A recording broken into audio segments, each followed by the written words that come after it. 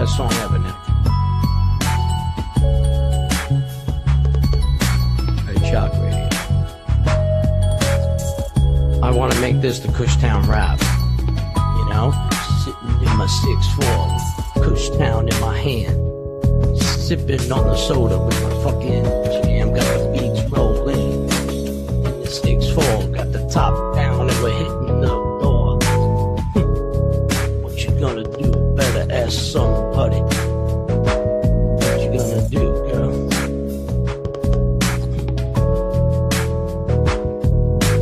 On the Kushtown. Good morning. Good morning.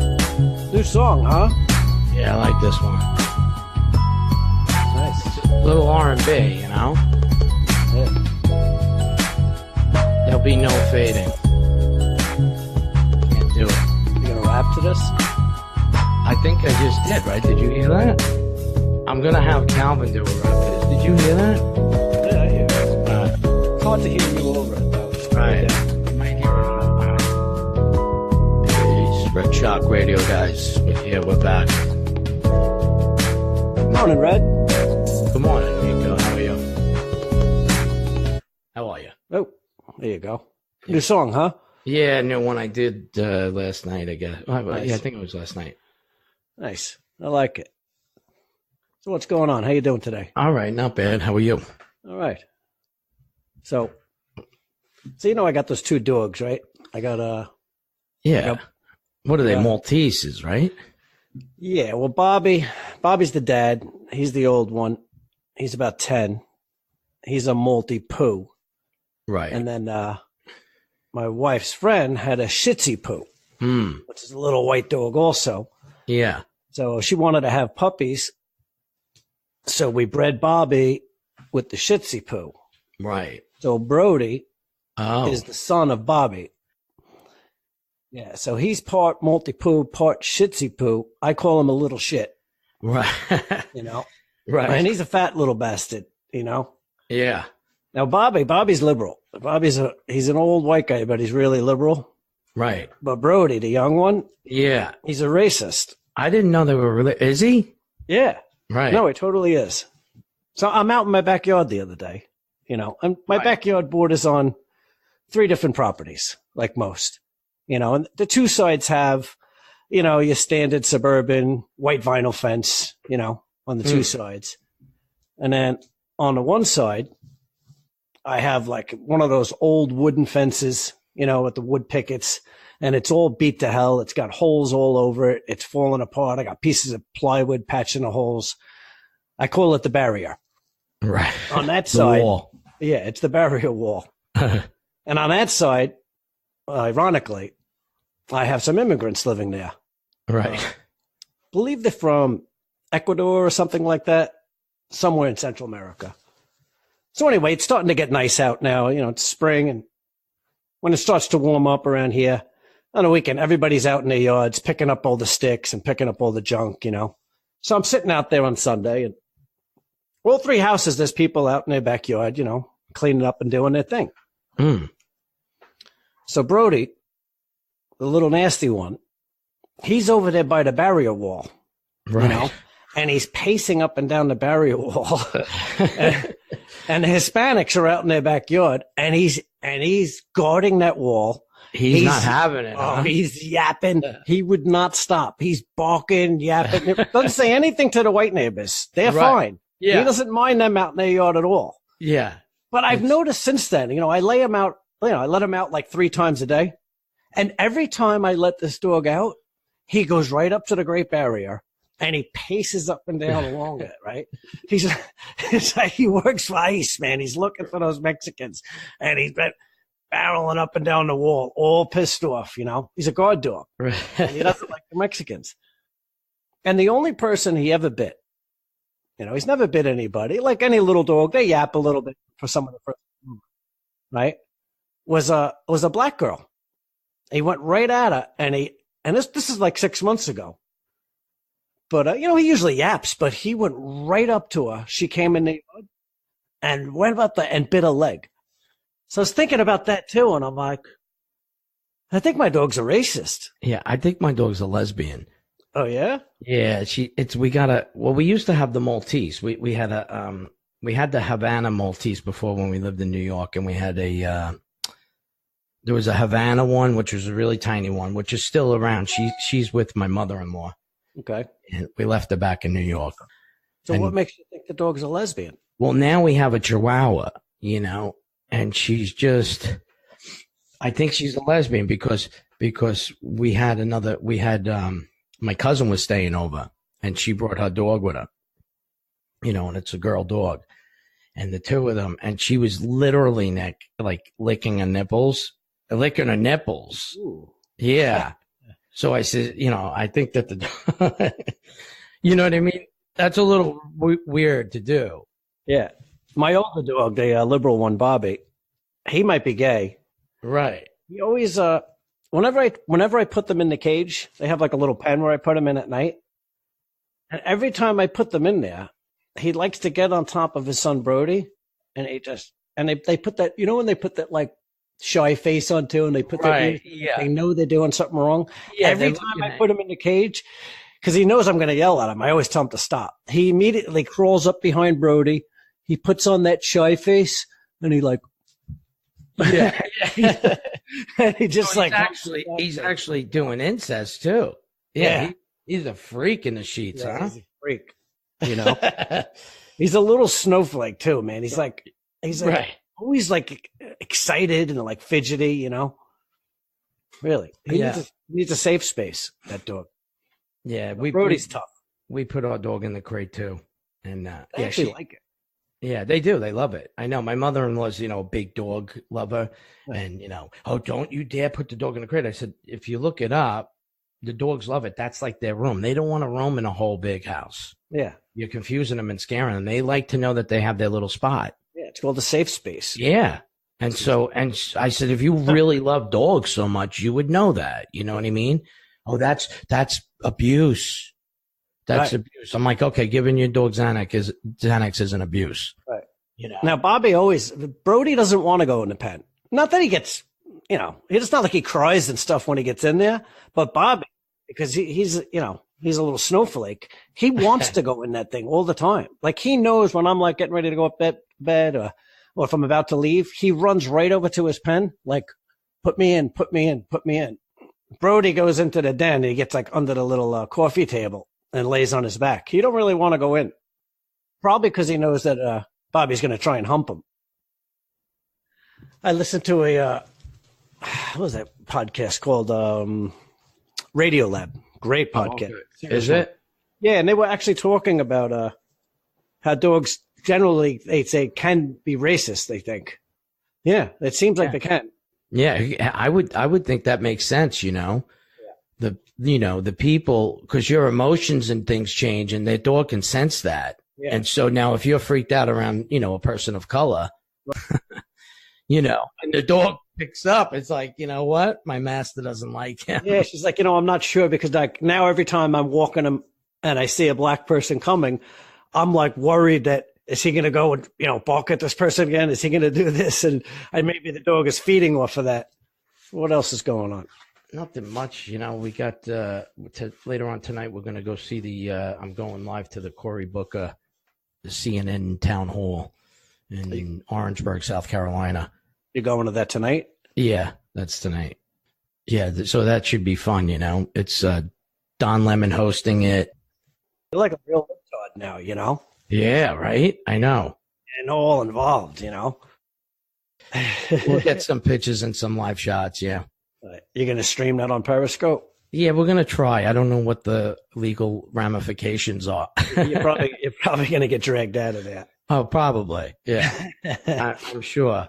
I don't know if they're Secret Service or what, but we'll see, guys. We'll check it out tonight. I'll do what I can to get in there and get some pictures. Yeah, you might get to see Redman getting dragged out of there in cuffs. There's a real good chance. Yeah. So today we have an interview with Bob Gatty.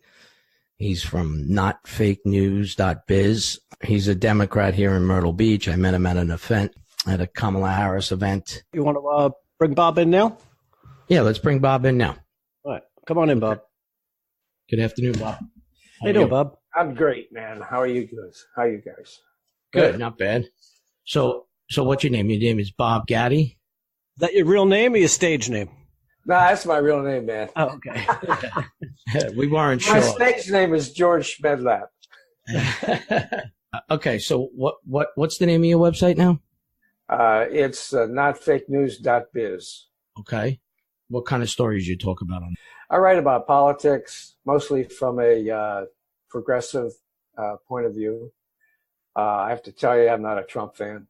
Talk about everything from, I did one yesterday about the battle over health care, how the Trump administration is trying to crash and burn the Affordable Care Act, and the Democrats have come up with a plan to improve it. Right. Try to put things into perspective, proper perspective for my readers. And I also write about a lot of human interest stuff. I once wrote about my wife's big feet. That's great. We that's pretty funny. We talk about feet too. She was laying on the couch one day. She had these purple and white sneakers on, and Jackie's only like 5'2". She's a tiny woman, but she has large feet, size 9.5. Right. And matter of fact, when we first got together and we were laying in bed, her damn feet were blocking the TV. I couldn't see the TV. So anyway, she had on these purple and white sneakers, and she said to me, "Do these shoes make my feet look big?" I said, "Oh no, your feet make those shoes look big." And I don't know, it hit me, and I did a blog about it. It was right. That's funny. A popular one. That's good. Yeah. It's good to talk about, something different once in a while, Yeah, people like that kind of wacky stuff. Let me ask you, Bob, were you always a progressive like you are now?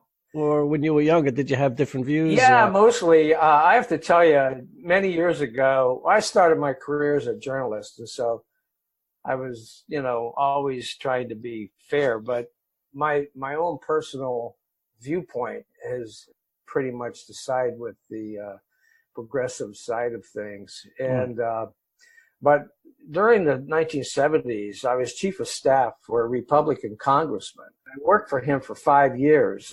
He was considered to be a moderate to liberal Republican. His name was Ed Forsyth from New Jersey. A liberal Republican. You don't hear that anymore. Back in the day, there were things like that.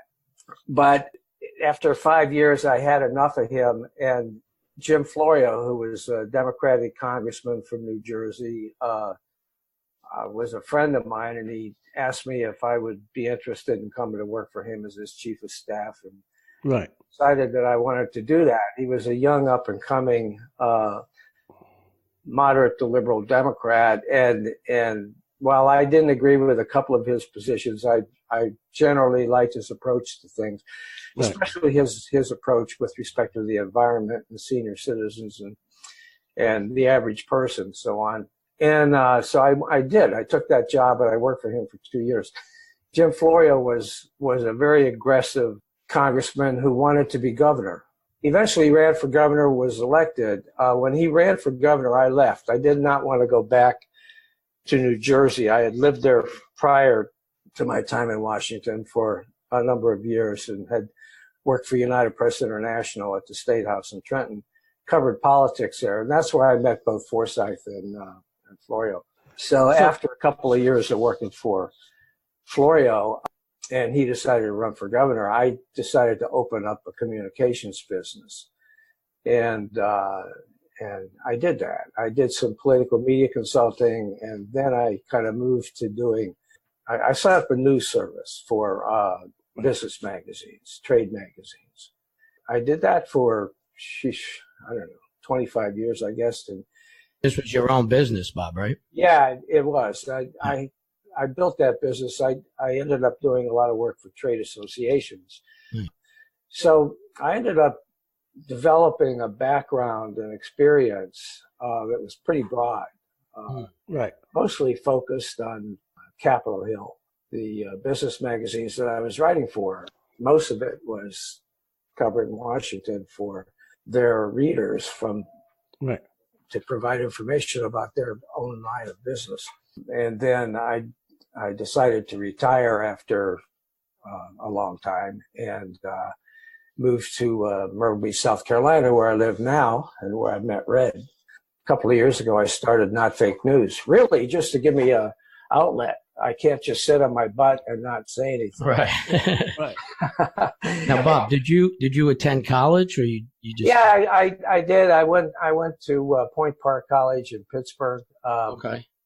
And but while I was there, I ended up taking a job for the Pittsburgh Courier, which is a black paper in Pittsburgh, and I'm very proud of this. I was the first white reporter they ever hired. Nice. Wow. I broke the color line at the Pittsburgh Courier. There you go. First white guy. I was like, I don't know what, 19, 20 years old, and but it was a kick. I was covering crime and politics. And, Yeah. So in the early 70s, during the Vietnam era and the Nixon era, were you involved in politics at that point yet, or did you just miss the draft? Where were you in that age? I actually enlisted. I was I enlisted in the Army, but on the day that I was to leave, it was really incredible. On the day I was to leave to get sworn in, they came and got me. They had found out that years ago I'd had asthma. Oh. They said, well, you'll never make it through basic training. So I was kicked out. So asthma saved your life. I'd been accepted to jump school and aerial photography school. And it's a good thing now, because I would have probably been one of those guys in those bamboo cages. Okay, that was part one of our interview with Bob Gatty from notfakenews.biz. I want to thank him for coming on.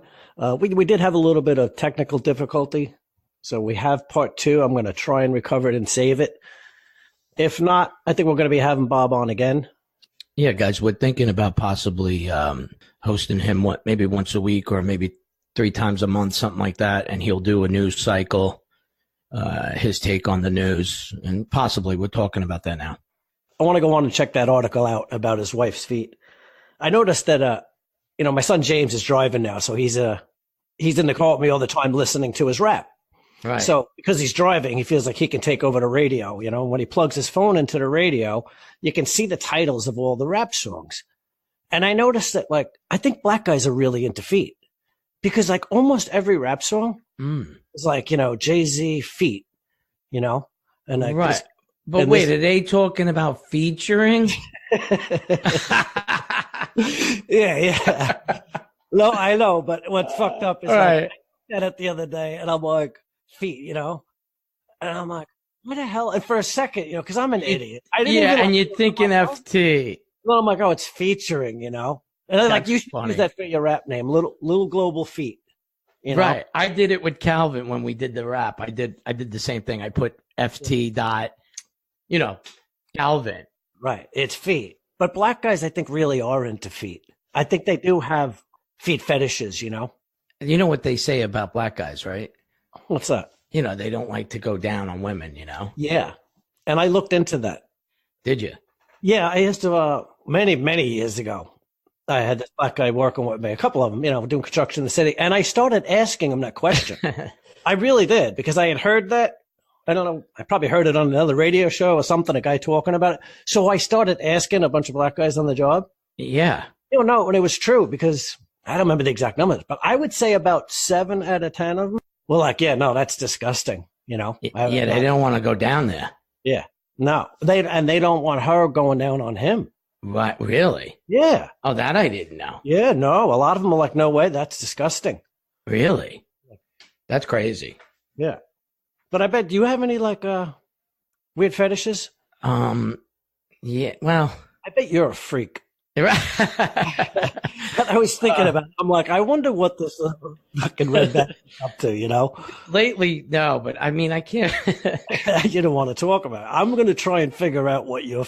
Yeah, we're going to have to do a show right on that. I wouldn't say I have a feet fetish, but I definitely I like small feet and petite feet. I could be, it's not like I get off on feet, no. But I could be turned off by feet. Oh, absolutely. Yeah. big nasty feet, like I don't know, or like big hands, I don't like it. Exactly. And the other thing, I'm like, again, I don't know if you call it a fetish, but I do notice that like I like it's weird, but I like either high boots or like high socks. Right. For some reason, that always looks sexy to me. You see a girl in a skirt, right? And she's got nothing on her legs, you know, and then just like high heels. Right. Right. And nothing covering her legs at all. But the same girl with like socks that come all the way up to her knees, which is strange because it's covering your skin. Yeah, it makes it look a little sexy. Yeah. For some reason, I like that. It's like the schoolgirl look, you know? I don't know. You know, they do say that fetishes, you know, go back to like that, maybe something that happened in your childhood or your first experience or something. So I was thinking about that. And, you know, my wife, Michelle, when she always thought her legs were too skinny. Right. So when we were first dating in like junior high school, and like when she would wear like her little cheerleader outfit and stuff, she used to put these big leggings on that would come up all the way to her knees because she thought her legs were too skinny. Oh, okay. And I wonder if that's where like I picked up that fetish. She was like my first experience, you know what I mean? And she used to wear those things. But I do notice I like the high socks. You know, I kind of have like a little sock fetish or something. Yeah, maybe. Yeah. I know what you're saying. I mean, that's a great look all the time. I mean, I love it myself. Because you're into that look too, right? Yeah. Yeah. It's not bad. I mean, you would think the bare skin would be more attractive. No, but I like when it's covered up. Yeah. I agree with you on that one. Well, okay. So I'm not so freaky. A lot of guys have this foot fetish, you know, it's like a big thing. Yeah, you know, I like a sexy foot where it's like you're saying, like small and it's very, you know, it's like petite, you know, and you could see like her actual like bone structure in it, kind of. But if it's like a big fat foot and an ugly toe, like a big hammer toe. I mean, feet are ugly to begin with, you know, they're kind of a weird looking thing, you know. When it's done right, and she has a pretty foot and her nails are done, you know, her toenails are painted. Oh, you're into that, huh? And maybe the right high heel, Nick, you know, and then you look down, you're like, wow, she has beautiful feet. All right. Well, you're into feet. Yeah. Dude, Mikey's into feet. Is he? Yeah, I think so. Well, he's into everything, right? Yeah, he's a freak. He's into everything. I wonder if anybody has a hand fetish, you know? Right. That would be weird because you see girls' hands all day long. You'd be walking around with a boner all day, you know? Yeah. Yeah. But anyway, we should probably wrap it up. Again, I want to thank Bob Gatty for coming on, notfakenews.biz. We're going to have him on again probably in the near future. And thanks for hanging with us. Thanks, guys. Thanks, Bob.